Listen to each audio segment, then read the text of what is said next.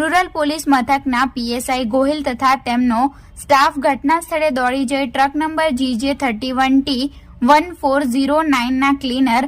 વર્ણિમ વાહિદ માકડોંજિયા ઉંમર વર્ષ 27 રહે ભીલવાણ ગામ મસ્જિદ વાસ પાટણની અટક કરી પોલીસે ટ્રકની અંદર તપાસ કરતા 9 ભેંસ, 1 પાડો, 5 ભેંસના બચ્ચાની કિંમત 3.25 લાખ તથા ટ્રકની કિંમત 8 લાખ મળી કુલ 11,25,000 રૂપિયાનો મુદ્દામાલ સાથે ક્લીનર વર્ણિમ વાહિદ